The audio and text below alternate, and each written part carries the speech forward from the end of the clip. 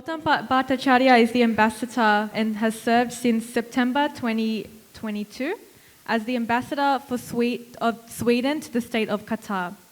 Ambassador Bhattacharya joined the Swedish Ministry for Foreign Affairs in 2000.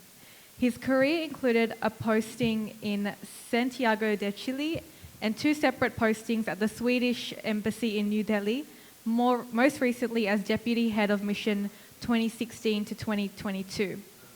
At the Ministry of Foreign Affairs in Stockholm, Ambassador Bhattacharya has served in various roles, including at the Departments for Asia and Oceania, International Trade, as well as Human Resources.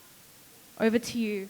I think people will join as we proceed into the conference. I think we'll see less and less discipline and more friendship outside. So let's hope we get a few more to join us. And good morning, ladies and gentlemen. Namaste, Hari Om.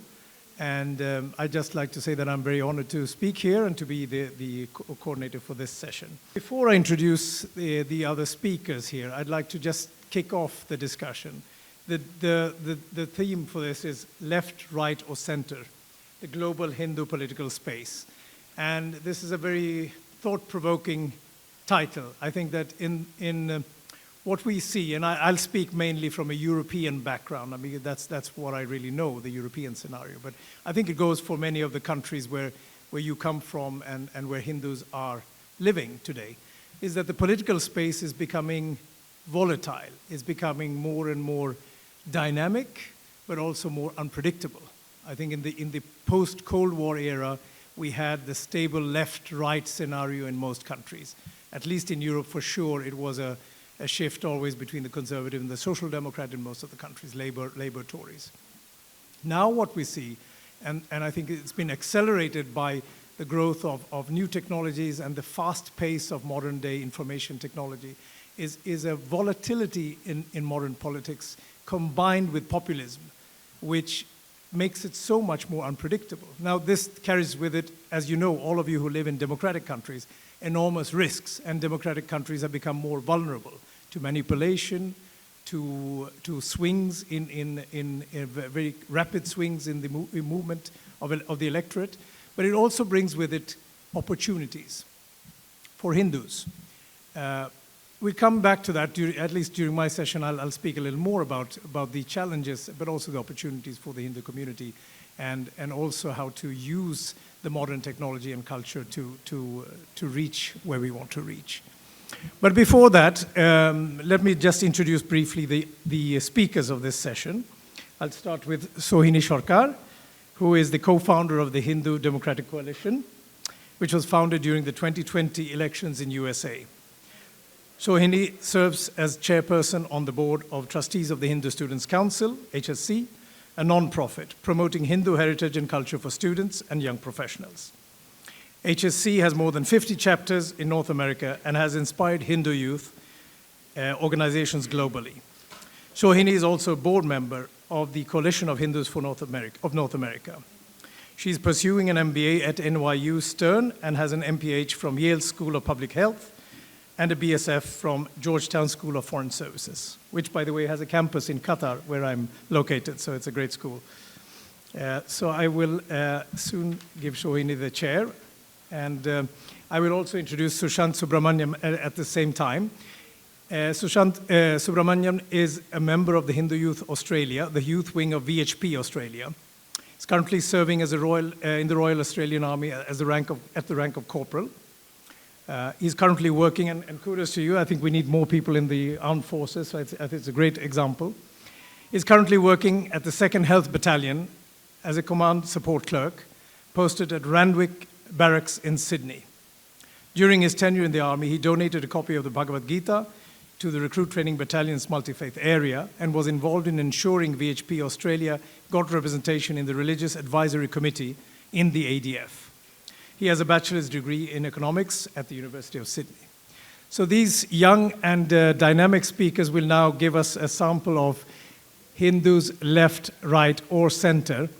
And I invite Sohini to take the floor, and we'll create enough space for questions. I think it's more dynamic at the end if we have a good space for questions. So Sohini, over to you. Namaste everyone and Suprabhatam. Today, I will be speaking on the importance of holding Hindu spaces across parties and ideologies. Hopefully, by the end of this presentation, I will have convinced everyone here to always keep Hindu values at the forefront of their minds when participating in the political process. Whether we're left, right, or center, we are actually Hindu first. So I wanted to start off with an overview about the current situation. Currently, we have politicians who get elected based on how much money they're able to raise and how many votes they can get.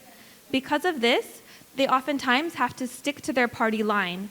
And different political parties often have different approaches and positions on different issues regarding the Hindu community. So oftentimes, Hindu politicians sacrifice their Hindu values in order to stick with that political party line and get elected. At the same time, in the US, we definitely see many US politicians that are Hindu originally, they actually convert to Christianity in order to be more acceptable to the mainstream voters. So this means that Hindu interests fail to be addressed and so many issues go unresolved. So my talk today is about how we can establish multi-party consensus on matters related to the Hindu community and ensure that we are optimally represented. And I was born and brought up in the United States of America, so a lot of my examples are going to be coming from the US. So one important topic that my mentor, Nikunj Trivedi, who is the founder and president of CONA, the Coalition of Hindus of North America, he taught me, is he said, Shohini, why don't you come up with a list of different topics that all Hindus in America, in North America for that matter, would actually be supporting. So, there's different controversies around political issues about LGBTQA, there's issues around abortion, but he said, what are Hindu issues that all Hindus will support, even if they're not actually religious, if they don't even care too much about Hindu values, but they'll still support these issues. These are the grassroots initiatives that we really need to tackle first. And so one of these issues is just simply having Diwali as a public school holiday. And this is something that all Hindus, whether they go to mandir every day or don't, they'll all support. So we actually have been working on this Diwali as a public school holiday, and it's become a public school holiday in New York. So really excited about that. And another campaign that we've been working on is swastika as a sacred symbol. In New York, actually, there was a bill proposed that would classify swastika as a symbol of hatred. Not only that, it would require all schools to teach that, different swastika and then other different symbols are considered hate symbols. So what we did is we brought a lot of different organizations together in the Hindu community, a lot of grassroots movements, and we were able to actually successfully defeat that bill. So very excited about that also. Another issue that is really speaking and resonating with Hindus, not just across North America, but I know this issue comes up in Australia and other countries as well, is the introduction of caste discrimination language in employee handbooks and in schools, and this really discriminates against Hindus.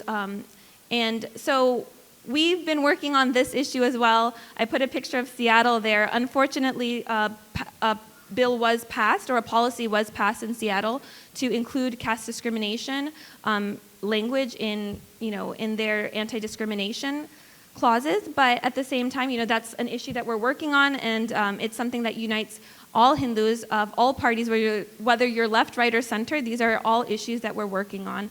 So that's something that's really important to me, is to find issues that we can all unite on.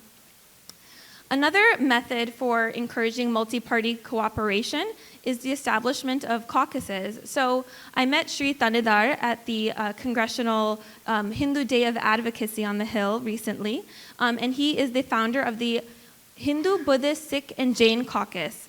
And it was just founded recently, which we're really excited about in the United States, and it's open to both Democrats and Republicans to encourage working across party lines for Hindu interests. So whether you're Hindu, Buddhist, Sikh, Jain, and Republican, Democrat, you can all come together to work on things like, Diwali and, and different issues against Hinduphobia, anti-Hindu bullying, things like this that cross all party lines. This kind of caucus can work on that. So while we were really excited about the creation of this, we also saw a Republican response that came about, which is in this poster. And I actually wanted to ask the audience if you could take a look at this Congressional Hindu Caucus poster and tell me if you find anything slightly odd. On the bottom symbol. Well, actually, I was going to point you to this over here, the co-chairs of the Congressional Hindu Caucus. Do you notice something about the co-chairs? They are not Hindu. So this is something that, really was surprising to me when I first saw this. I think on one side we can say it's really wonderful that we have non-Hindus that are promoting, and supporting the Hindu cause, so we can definitely clap to that. But at the same time, I think it's important for us to realize that Hindus need to be representing the Hindu caucus. And so I think it's really great that we have both Democrats and Republicans both supporting the Hindu cause. But ultimately, we would like to get more Hindus to represent Hindus. So just wanted to show you that quick example. Next, I wanted to talk a little bit about educating politicians and parties on issues that are important to Hindus. So if we come about this from an opinion standpoint of, as a Hindu, I believe, or I think, it's not as convincing. What happens is the politicians sometimes get confused because they're getting different messages from different people, different groups of Hindus are coming, and kind of it gets fuddled. So instead, what I would recommend is that we use work that is being published by organizations like Hindu Pact, Kona, and the Network Contagion Research Institute to make sure that when we present topics that are important to Hindus, we provide data and research to back that up. So one example of this is the Network Contagion Research Institute, which produced a paper that I'm sure many of you have heard referenced in other talks that is talking about the prevalence of Hinduphobia, the rise of Hinduphobia, and the importance of combating that. So when we take this kind of research to Congress, to our representatives, to the local government, and discuss how our young children are getting bullied in schools, how we're facing discrimination in the workplace, these are the things that we can take to our politicians and advocate for Hindu issues using facts and data so that we can better represent Hindu values and the importance of working on fact-based political grassroots advocacy. I wanted to also share a couple of additional methods for promoting Hindu views across party lines, and that would be to establish advisory councils or committees, host town halls, create media campaigns, and empower Hindu community at the grassroots level. It's also really important to frame issues within the context of human rights and equality to transcend party lines and focus on the principles of justice and fairness. What happens if we get this wrong? I mean, we have lots of examples in lots of countries throughout the world where Hindu identity gets trumped by things like an Indian identity. And there is a lack of proper organization, so Hindus really have no voice. And then we have other areas in other countries where Hindus have been persecuted so much that they're really left without any voice in any sphere. And as a result of this, Hindus end up losing their basic human rights. And we see a lot of abuse of basic human rights there. I want to leave you with a little personal story of something that I personally did to work on ensuring that we have representation of Hindu values across party lines. And that is that I worked and am one of the co-founders of the Hindu Democratic Coalition. So we formed this during the 2020 elections, and I noticed that a lot of the South Asian political campaign organizations were not representing Hindu values. They did not have Hindu voices speaking, and in fact, some of them were even producing anti-Hindu literature. So we actually formed this coalition in order to make sure that Hindu values are getting pushed to the forefront and put in front of the President of the United States and all of our local and state government officials. And because there was already a Hindu Republican coalition, we decided to create the Hindu Democratic Coalition. And the purpose of this is to encourage more Hindus to run for office, ensure the party represents Hindu values, and really just make sure that Hindu values are represented left, right, and center. So thank you so much for being here today, and namaste. தென்னாட்டுடையன் சிவனே போற்றி எந்நாட்டவர்க்கும் இறைவா போற்றி ஹர நம பார்வதி பதையே ஹர ஹர மகாதேவா வெற்றிவேல் முருகனுக்கு ஹரோஹரா ஹரோஹரா. I say this because tomorrow is Karthikay Deepam, so there's a bit for Murugan over there as well, not to leave him out. So I'll get right to it. So there's a bit of history about me as well. It's not my first World Hindu Congress. So my last two World Hindu Congresses, I was in the youth conference. So I was there as 21 years of age in Delhi 2014. I was there in Chicago as a 25-year-old 5 years ago, and here I am, gradually progressing to be part of the organizing committee for the political conference. So ideally, that should be the trajectory where Hindus should be, like people of my generation I'm talking about. And this is where we tie in to what I'm going to talk about, Hindu polity. So I'll get right to it. I'll first define what polity is. About Hindu involvement in politics, a bit of history, both past and present. So what we should aim as a Hindu polity. We also need to understand our global situation, and because that really gives a lot of perspective on where we're at internationally and what we can do. Like maybe not international, but we can start locally and then we can go global. So that's the aim of what I'll discuss over here. So we'll start with the definition of polity.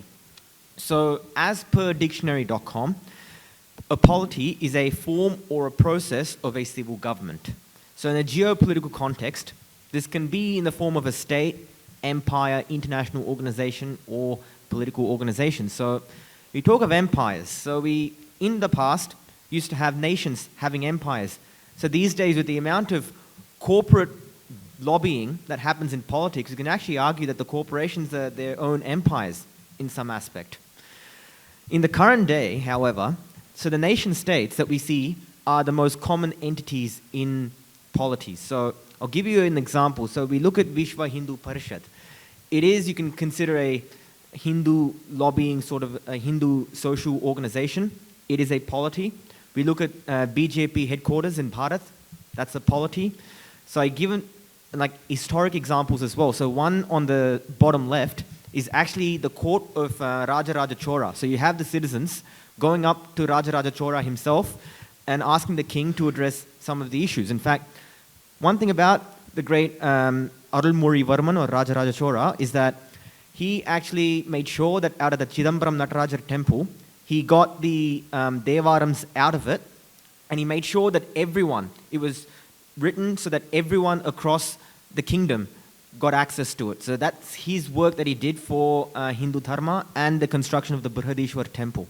So that's a very good example of that polity in medieval times. And then we look at the Maratha Empire, the one that we often allude the Hindavi Swaraj with as well, and what we take as inspiration to this day. So we look at our Hindu involvement in politics, and I already gave a couple of examples in the previous slides. So we can actually trace it all the way back to Mahabharata and Ramayana. So looking back at what Shaguni did with the Kauravas and the Pandavas, we go all the way back there. And even in ancient times, you have Chanakya.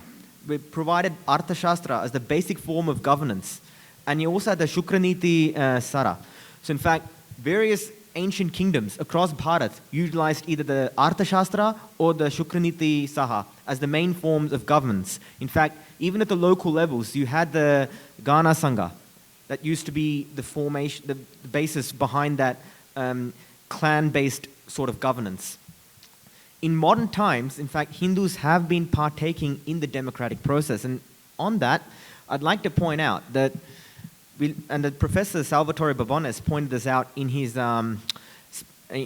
speech over at India Today, who watched that with Rajdeep Sardesai, how he put him in his place. Highly recommend if you haven't watched it, that if you look at comparable countries with like socio-economic problems and all that, Bharat is actually a democracy. In fact, the most democratic out of all of them. And if you look in the region there, Bharat has the most Hindus, and it's a democracy. The country which has practically zero Hindus is Afghanistan.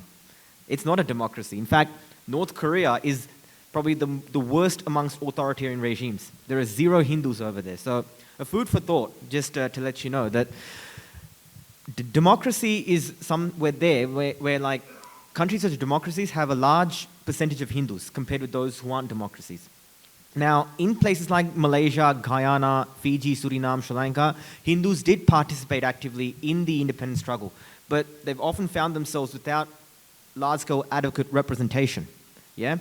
So even today in Hindu-majority nations like Bharat and Nepal, and recently we're seeing in Nepal there are protests by those who want a Hindu Rashtra because currently it's run by pro-Chinese communists. You know, Hindu issues are being neglected. Yeah? On that, let me point out, we can have a Hindu Rashtra overnight if every 1.1 billion Hindus got on the streets and protested in favor of it. But, you know, if that happened, even DMK, which wants to erase Sanatana Dharma, would change their tune. They'll be wearing saffron clothes and saying, we want a Hindu Rashtra. But because we aren't that organized, that's not happening. And the reason that Sohini brought up as well, the fact that they're towing the party line, has not been helpful for us either. But despite the negativity, I'd like to bring out some positives. So you can see over here, we have Rishi Sunak, the first Hindu Prime Minister of the UK. Now, 5 or 10 years ago, we would have never imagined this to have happened. But we have one right now. And whilst, to carry on with what Carmela said about continuity, whilst he may not last very long given the current climate in the UK, the fact is we still have it. It's something we can work on. It's something about how we can ensure that in the future, once again, we could get a Hindu Prime Minister in the UK. And then you've got Vivek Ramaswamy. I mean, I know that during this World Hindu Congress, a few people have come up to me and said that I resemble him. Let me say, I'm not by any way, shape or form related to Vivek Ramaswamy, even though he too comes from an Agraharam and he too happens to be an Iyer Brahmin. I'm not related to him. So, but look, he's of my generation. And what he's saying is exactly what we need to move forward on, which is we cannot just keep going on with this victim mentality. We have to look at the way forward. Yes, what's happened has happened, but let's fix it. What's the solution for it? So that really inspires us for what he's doing. And he's not the first Hindu to run for the presidency as well. 4 years prior, we had Tulsi Gabbard doing the same. And this is despite the fact that we don't even have a proper, credible grassroots ecosystem for Hindus in the US. I mean, it's very much in its infancy. In fact, not even that. It's probably even in the womb somewhere, not even being born yet. That's where I'd put it. But the fact is, without that, we've still had Hindus come up. What they need is support from our community, and that's lacking. They're not coming together as one to back our own candidates and stand up and give us a voice, you know? And whilst Vivek has done an amazing job, I don't see him being president per se, but possibility he could be a vice president in the future. Yeah, there's a possibility. So let's look at what we should aim as a polity. So first and foremost, we have members across various different countries who are quote-unquote Hindus. So they are there, but do they necessarily act for our interests? So we were told that Google CEO Sundar Pichai is of Bharatiya Hindu origin, but what has he done for Hindus? So that's the first question we should be asking. So we want representatives, groups, and leaders who work and act for our community. So we want adequate representation for Hindus to speak and act on their issues. So we need our electorate to be empowered, and that's the main point, yeah? I mean, we saw a representative, Chandra Arya, come from Canada yesterday, and he did mention about how, despite there being 828,000 odd Hindus, then you have 4 representatives, whereas you have a Pakistani Muslim community of 305,000 has just about the same amount of representatives. And the Sikh community with about 790,000 members have, 11 representatives. So the problem is in the electorate itself, that large parts of our electorate is still politically illiterate. And I can speak from the Australian context that even when voting is compulsory, I feel that a lot of them just waste their vote, and because they're not particularly literate on the issues. But let me bring out the ultimate goal is that we obviously need to have that Hindu nation. Currently Bharat does not call itself a Hindu nation. But the reason I'm saying Bharat is because we look around. Look at all the Islamic countries, yeah? They have funding, like, the Islamic courses because they've got strong ecosystems in there, like Saudi Arabia, Qatar, Turkey, Iran. They all have strong ecosystems, which is why they're spreading their beliefs around the world. Because Hindus do not have it in Bharat itself. So Bharat does not come out and say we are the nation state of the Dharmic people. The same way the Jews, Israel says we are the nation state of the Jewish people. That is why our ecosystem is not strong yet. So put this in the global context right here. You look on the map, you see there in blue, you might see Bharat and Nepal, and I know Mauritius is there somewhere. It's a bit too small to see on the map. It's basically, we have 1.2 billion strong Hindus, but they're concentrated in just like these three areas in big numbers, yeah? And you can see everywhere else, you have Christian majorities, Muslim majorities, Buddhist majorities. China calls itself this anti-religion country run by the Communist Party, but in that sense, we only have about 3 countries. And this is the subcontinent. You can see over here, Afghanistan, Pakistan, Bangladesh, and the Maldives say they're Muslim countries. Sri Lanka and Bhutan say they're Buddhist countries. Even Myanmar gives more preference to the Buddhists. China is anti-religion, so we'll leave them out of the question. But Bharat and Nepal aren't saying that they're Hindus. So that's where we need to work on. So I'm going to finish up now for our way forward. So we should obviously look to run towards something, not run away from something. Yeah? Yes, we have had persecution in the past, but how are we going to go forward? How are we going to educate the next generation? And that's literally what Vivek Ramasamy is saying on his own election campaign. Strive for something. Don't run away from something. Yeah? We are only as strong as our electorate. So it really starts on the ground. And it was talked about in the past. Education is important. In particular, political education. We have lost that as well, somewhere in the past, which is why we are in the situation today. And the first step must be taken by each and every one of you. Like Chandra Aryaji said yesterday, it's like, oh, why can't someone else lead us? I'm like, okay, that's all good. Why don't you take the first step and do something for the community? Maybe you may emerge as the leader. Who knows? Yeah? Immediately, we should ensure we have more Hindus in politics, speaking and contributing to our cause. So let's say we have one person that speaks for Hindu interests. So 5 years down the track, let's aim for 2. Then 5 years down the track, aim for 4. So we start small and then we grow big. We start local and then we go global. And in the long term, as Sohini had mentioned in her presentation, we should aim to have multi-party representation. And hopefully that they don't toe the party line, so that they can form caucuses and we can have our political action committees that backs Hindu candidates and speaks for Dharma. So thank you. Thank you, Sushanti. Very inspiring. I think the audience really got inspiration here for the future. And I think with young leaders like these, we are facing a bright future, brighter future than we could have expected. So once again, thank you both. And we'll have questions. I'll just briefly go through. I think we're running short of time also, so I'll be quick, so you don't have to raise the sign. And I'll just carry on from where you left off. Hindus left, right, or center. I mean, basically the debate is, and I'm talking more of countries where Hindus are a small minority, and I'm talking more about Western Europe, and specifically not even the UK, where we have a Hindu prime minister. We can only dream of that in countries like Sweden, Germany, France, even though there are substantial Hindu populations. But where in mature Western democracies where Hindus are a small minority, and I'm not speaking then of Guyana or Suriname or Trinidad or Fiji, where there actually is a real possibility of capturing Hindu political power, or at least there was in the past. So what are we looking at? Well, as I said in the beginning, the democracies have sort of matured, but they are now in a state of disarray, at least in Europe, I would say. It's a time of churning. A lot of things are happening in Europe. If you look at how Hindus have acted in the tradition, in the past, they've really leaned towards the center-left parties. Democrats in the US, Labour in the UK, Australia, Liberals in Canada, and the Social Democrats on the continent, in Germany, Sweden, in the Nordic countries, etc. That's been a pattern because they were immigrants. Many of them were working class or seen themselves as part of an immigrant working class coming to these countries. Now that has changed. Western democracies have become more volatile. The younger Hindu voters of your generation, I think, are less prone to identify as the underdog. Rather, they come well-educated, they have aspirations, and really maybe don't see themselves as traditionally being part of the working class, if you wish.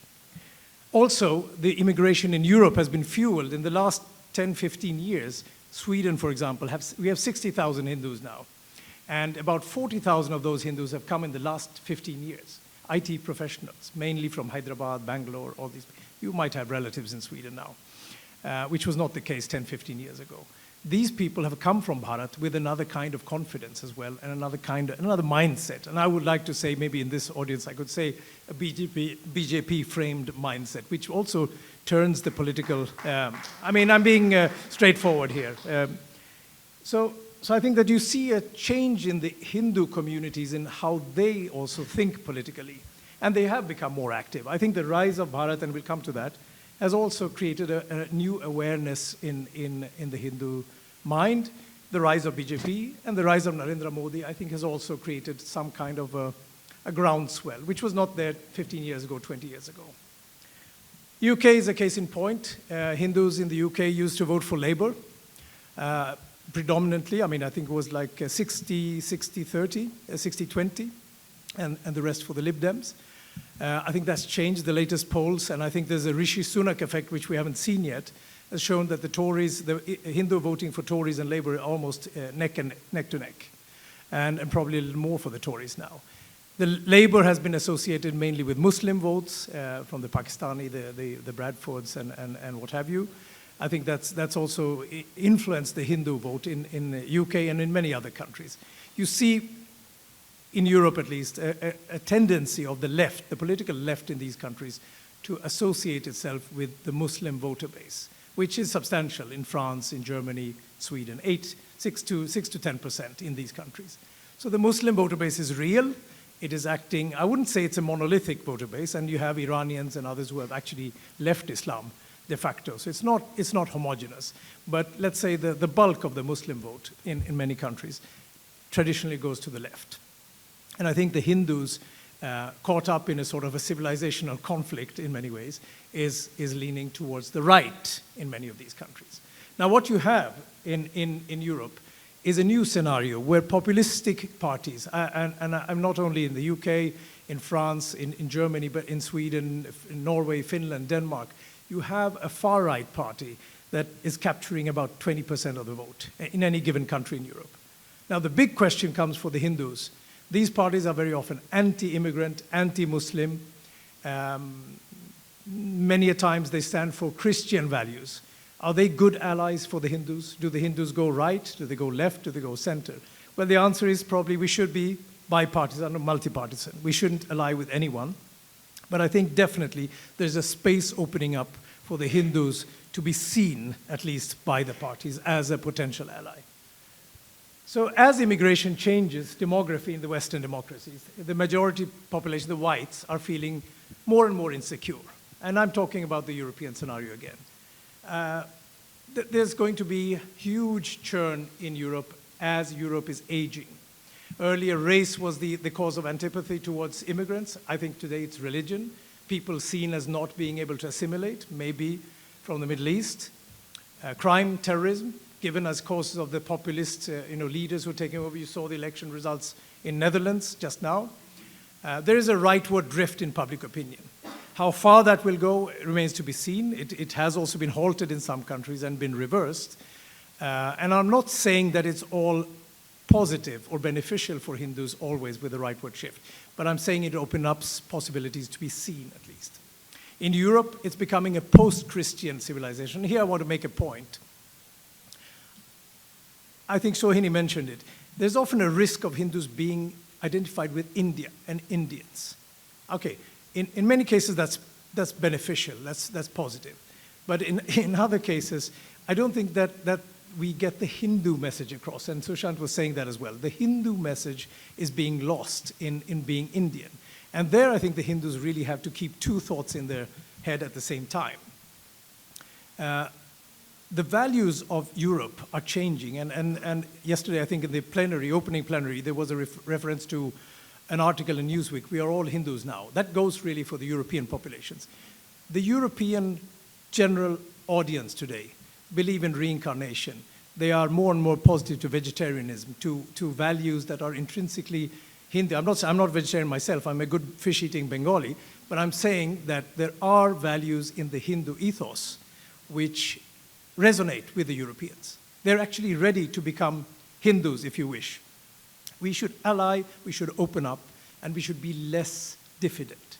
I think our biggest problem is that we have been lacking in self-confidence. My parents' generation, they came to Sweden in the 50s. They were focused on having a career, assimilating, becoming good Swedes, and they became good Swedes. But in the process, they lost some of that Hindu-ness. I think now Europe has changed. When my father came in the 50s, he got Bibles. At every dinner, they gave him Bibles. Nobody would give him a Bible today in Sweden. They are beyond that. They have lost their religion in many senses. And I think there's a great opportunity for Hindus to open up to the larger society and through culture and through various activities, political and cultural activities, open up to the majority which is actually sympathetic to Hindu values. So there are real opportunities and risks for Hindus in this new scenario in Europe. Culture wars. As you know, the wokeism of US universities and European universities is tremendous.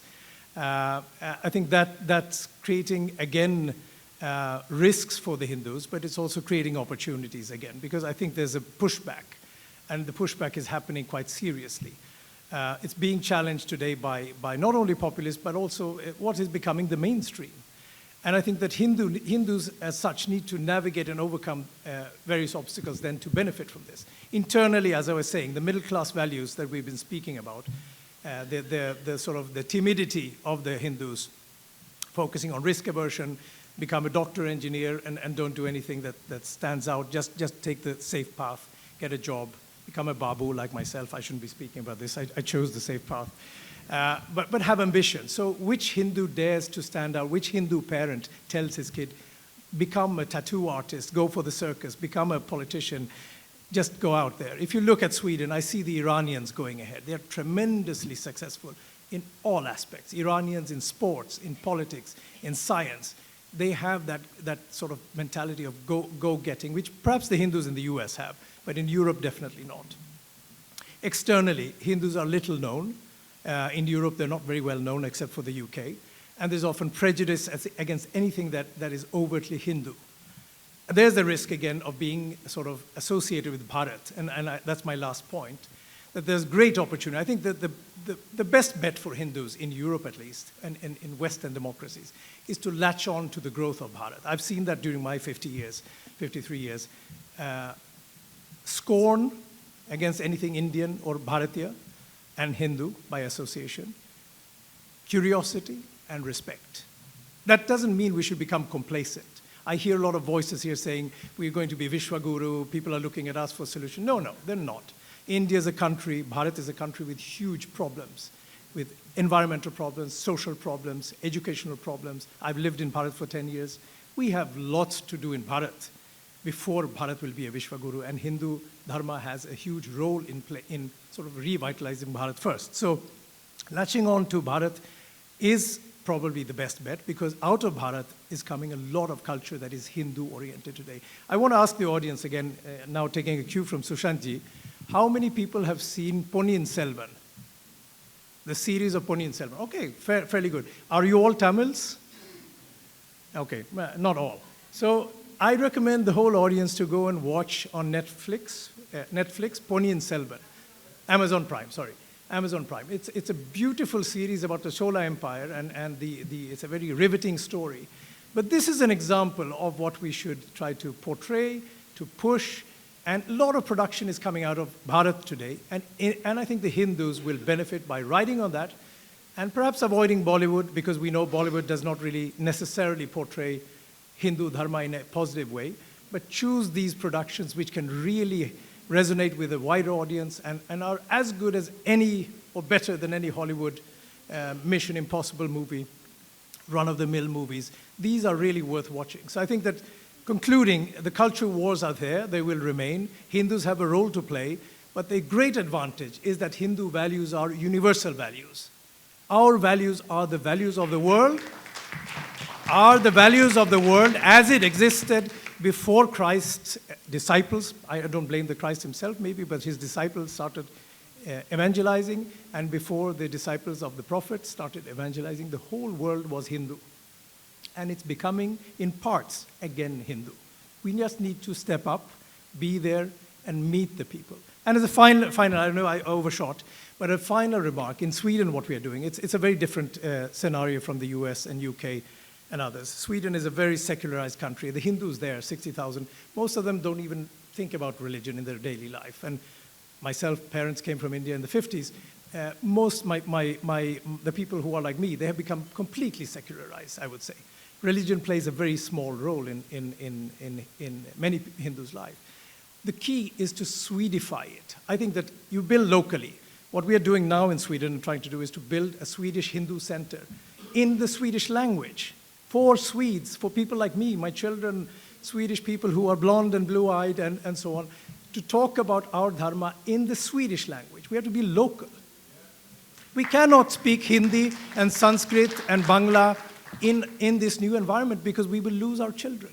We have to build a svensktalande Hinduism, as we say in Swedish.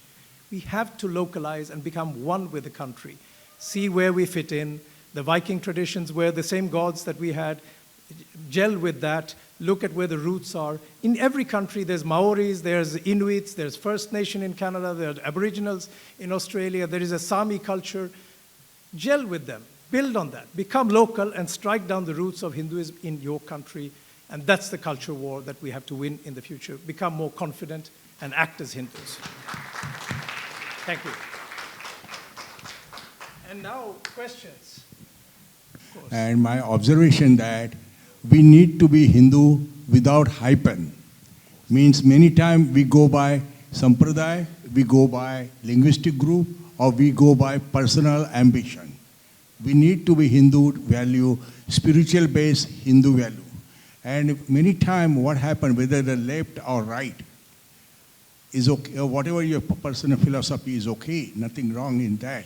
Only thing we should know, best term, is that know your opponent better than his mistress. And we failed there. Thank you. Sridharji, thank you very much. A legend of his own. Very nice and honored to have you here in the audience. So nice meeting you. Thank you. His Excellency, Bhattacharya ji, I am Colonel P.K. Panda. I am the National Secretary of Akhil Bharatiya Purv Sainik Seva Parishad, a branch of the RSS. I was invited as a speaker, guest speaker in the British Parliament in the launching of the British Board of Hindu Scholar. I appreciate your last sentence, what you told. You have to mingle with them. That is what I told. The Tiranga is mine. Your Tiranga is Union Jack. Openly I told, please, please, for heaven's sake, don't celebrate I'm not telling the 15th August or 26th January or any national day. It is your birthright. Your parents were there. But now when you are here, I have also drank the drink of like Ma Ganga's water, the patriotism in me, and I am a decorated soldier. I have risked and I have got a decoration and I am a tax-free person. It is my request to you people from your origin country, please salute the Union Jack and don't wave it unnecessarily on normal day. Where it is required, you will do. But our patriotism in Hindu Dharma also says it is first for the place where you are there.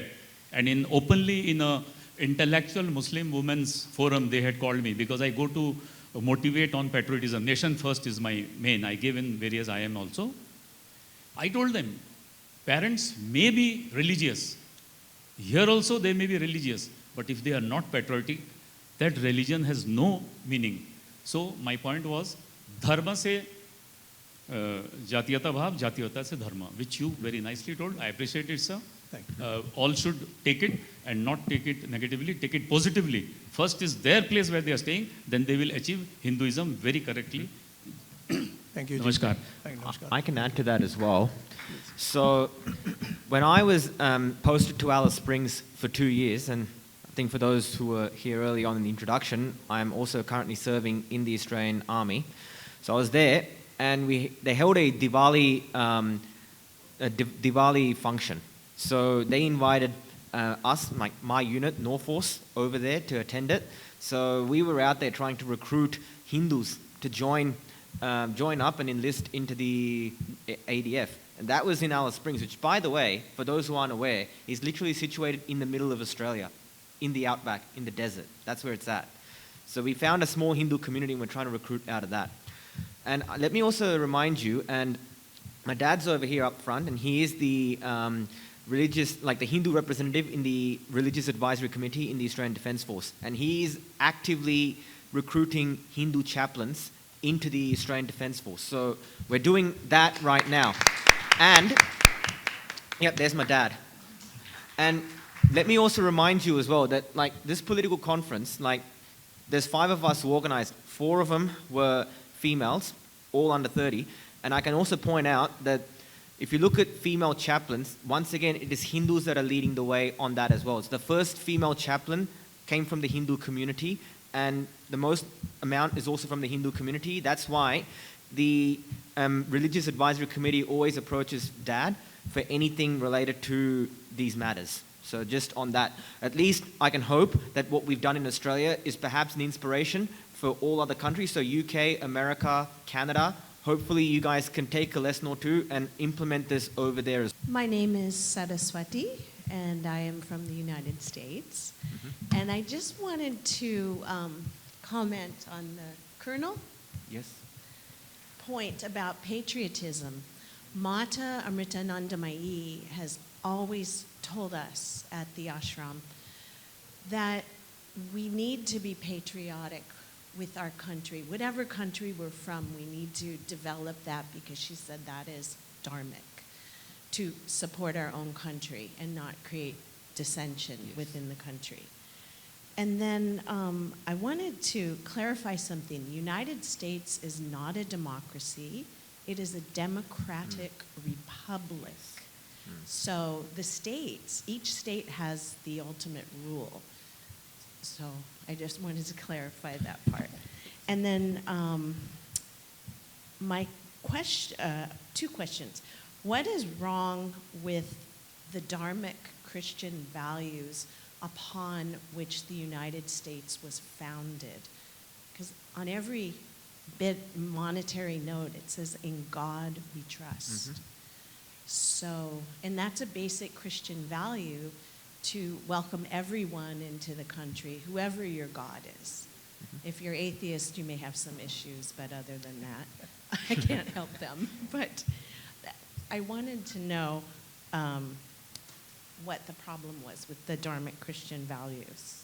And then my other question was, why do you think that the right side is responsible for crime and immigration problems? Like in the US, they don't want to have, the right side doesn't want to have immigration problems or crime. So it's the Democratic Party that has voted in California, for example, where I'm from. They have voted for 0 jail, 0 bail. So, and there's no repercussion for the crime. And in my opinion, I see that as being very adharmic, not dharmic. Yeah. So, I can answer that question. So there's 2 things you mentioned. And yes, you are right in the sense that, looking at it, America is a constitutional republic, not a democracy. So you're right on that one. So that clarification over there. So regarding the "In God We Trust," now that's an interesting one, because I think there was a survey that was done asking Americans about like which religions they're okay with, which religions are okay for being president and all that.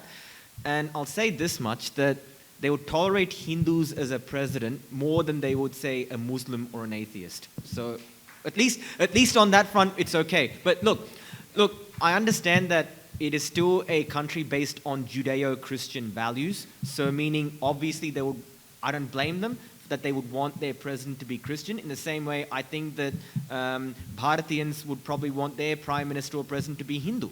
I mean, I get that. But here's the irony, though. I mean, like, let's assume Vivek Ramasamy does become the nominee against all odds. What I can predict is this, that you have the religious right that would otherwise want a Christian candidate. Because Vivek is the Republican candidate, even they will back him.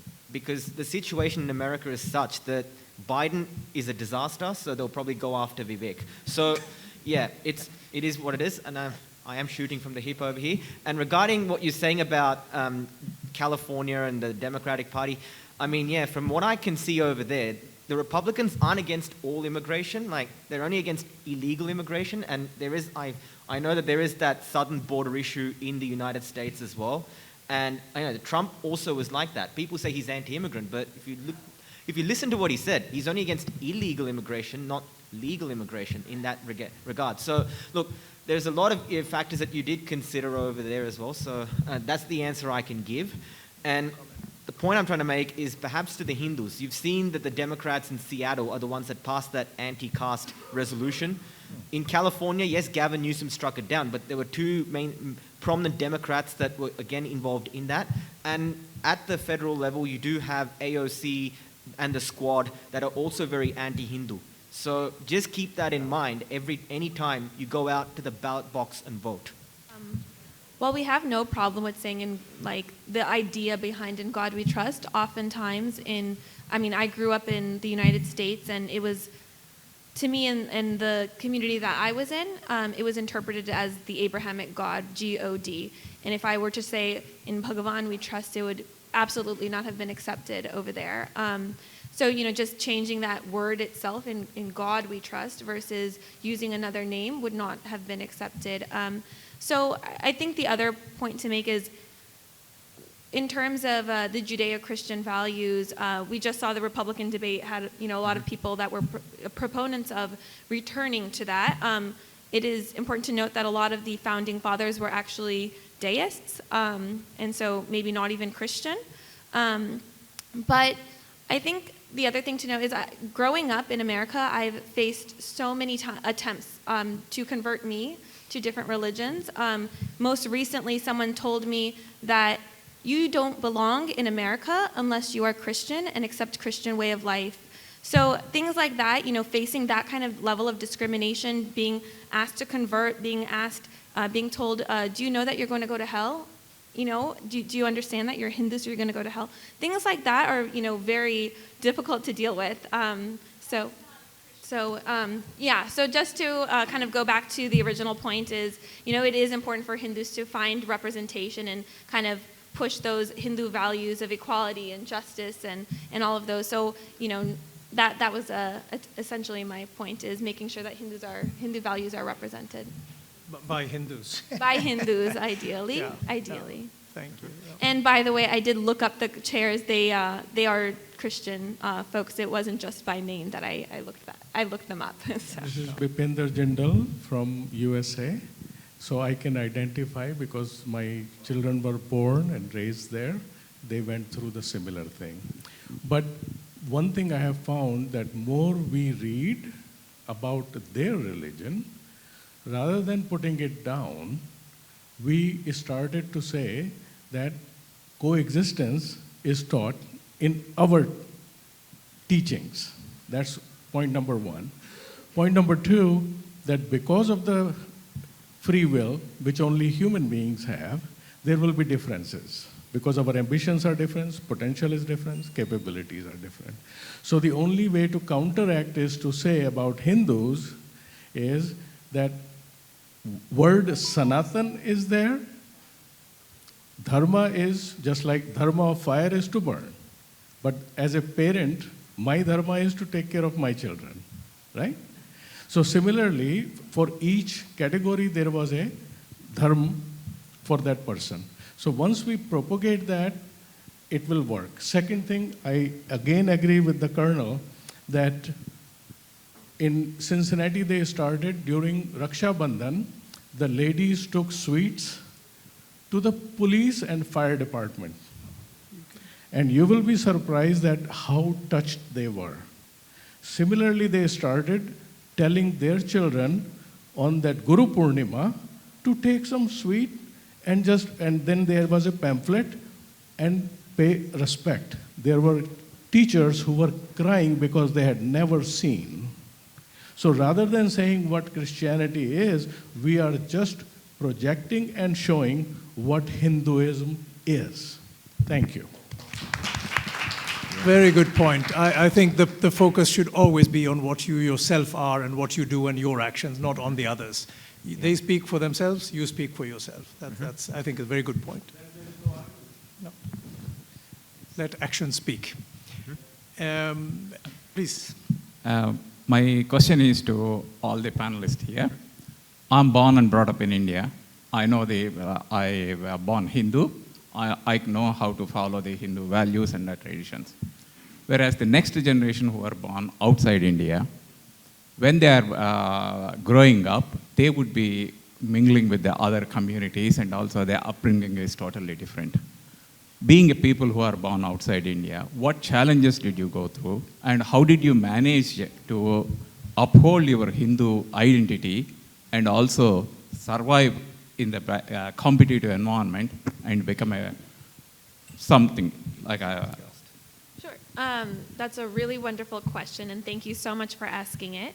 I think, we've seen different generations have different ways of dealing with growing up in the West. I think the generation that came before me, there were very, very few Hindus in America at that time.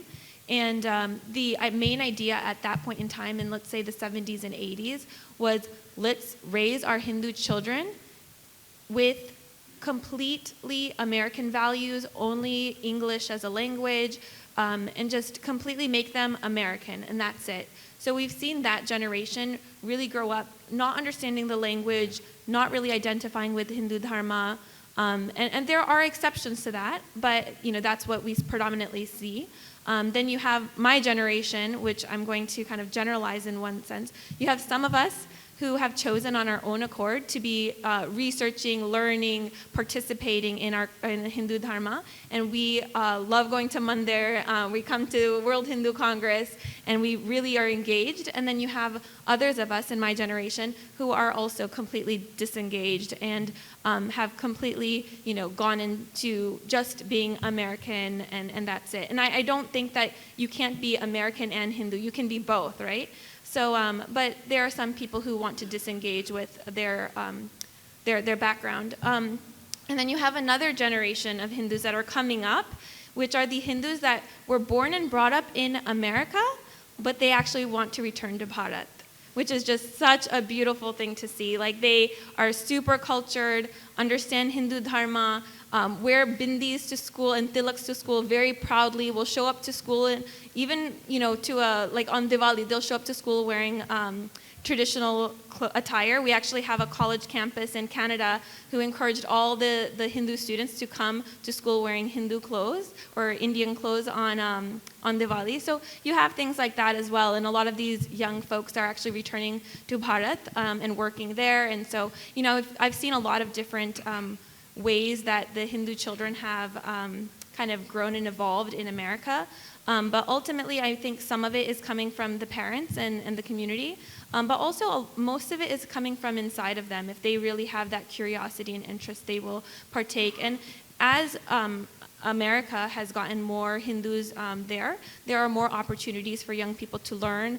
There's Bal Vihar classes, there's Hindi classes, there's Sanskritam classes, there's Tamil classes. So there's so many different opportunities to learn there, but it really takes the initiative of the parents as well as the initiative of the young people themselves. Yeah, I can add on to that as well. So giving an Australian perspective just through me. See, I'm fortunate for my parents. Why? Because if I'm in the situation today, I thank them for it right in front. And the reason I say that is this. The only Veda Pathshala that exists outside of Bharat is in Sydney, and it's my dad that's running it right there. So we're doing that, but not just that. So VHP Australia, we also hold children's camps. So just recently in July, so Carmela and myself, we were there as well. So I was running the debate topic. So this was about Hindu history and Hindu philosophy. Like, we talked about Ramayana, Mahabharata, all these things were there.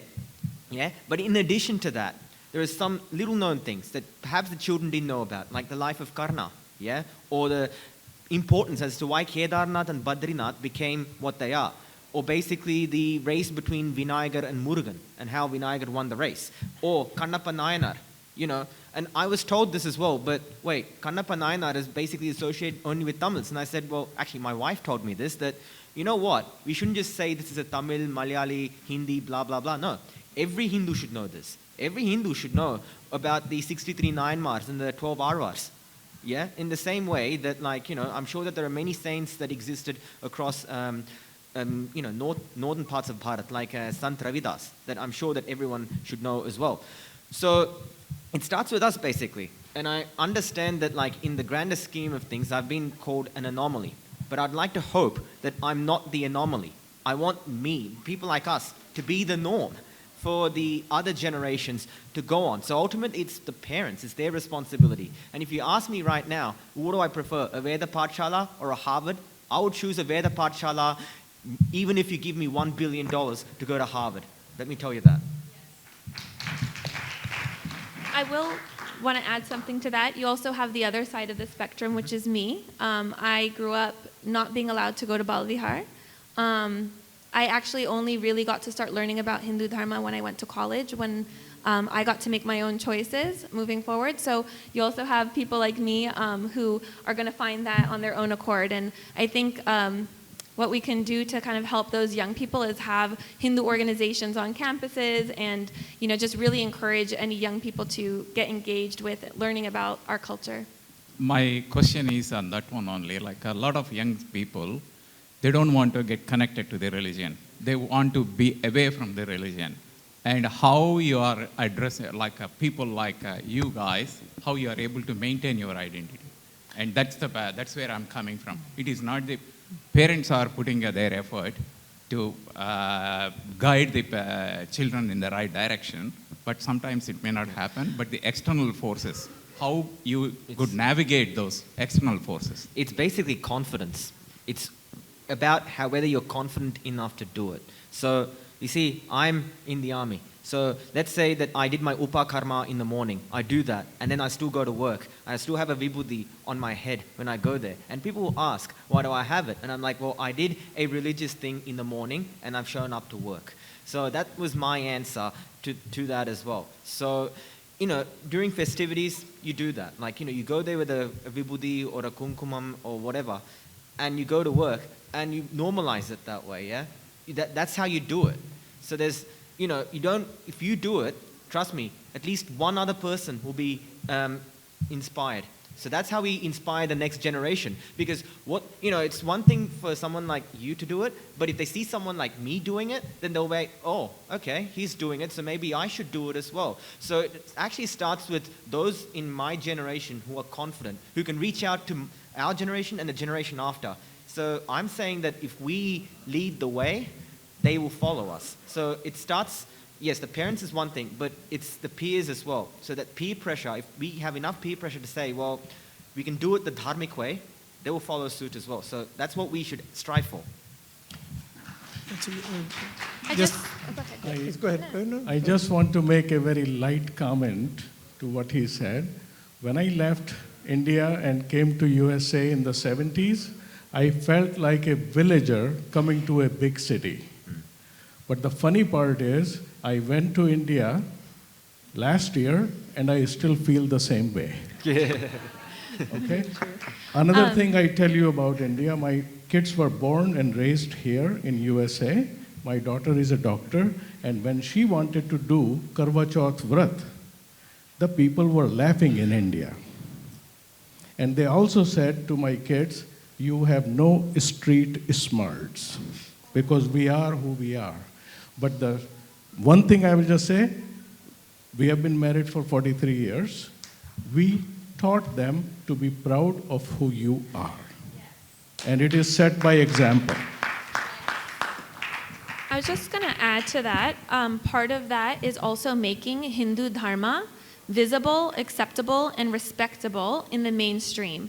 And I think one thing that is, to me, very important is, the White House hosts a Diwali party once in a while. So I went to one of the Diwali parties a long time back, and at that time there were, you know, there were mostly nonprofit organizers that were invited. The last time I went to the Diwali party at the White House, I saw so many Hindu people there that were representing politics, media, entertainment, nonprofits, dance, arts, culture.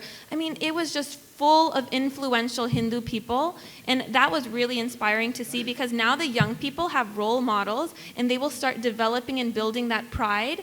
The other thing we do in Hindu Students Council is we post a lot of informational posts that kind of explain, this is what Karwa Chauth means, this is what Raksha Bandhan means, this is what Holi means, and we really give them the proper understanding of these different holidays and you know, different practices, different things we wear, what is the meaning of the bindi. We have World Bindi Day. So the more we teach our young people the real reasons behind why we do things, they can instill and develop pride within themselves. Thank you, Sohini. And I think we're running out of time, but I'd first of all like to say that I was very inspired by our two speakers. I think we owe them a big, big hand. This political segment here became an identity issue and a values sort of discussion on values, but I think it's important. It boils down to how you are, how you act. And if you act in accordance with Dharma, you will become a leader in whatever field you apply yourself to. And I'm sure these colleagues here will become leaders in their fields. I just wanted to comment one last thing. It's not a one-size-fits-all. The level of attrition in the Hindu community, if you look at the young people, is tremendous. Not that they're becoming Christians or Muslims or anything. They're becoming people, general people. My kids are that. They're not very Hindu at all, my children, honestly speaking. I'm an anomaly, just like Sushantji. I'm a bit weird, a wacko guy who went into Hinduism and so on. But most kids are not. They like to play their PlayStation or whatever their games they play. They go to the cinema. People are not over-religious or over-ideological. Most people are not. They just want to be people. What we need to do is to lower the barriers for these kids to come onto our platforms and come into our community and to be cool to be Hindu, something you do once in a while. You can't do it all the time. You can't be a sannyasi who does it 24 hours a day, not even Sushant, doing the Trikal Sandhya or doing something like that. It's going to be a minority, but lower the barrier for people to say, I'm a Hindu. It's an everyday thing. I'm a Hindu, I do Durga Puja in our case.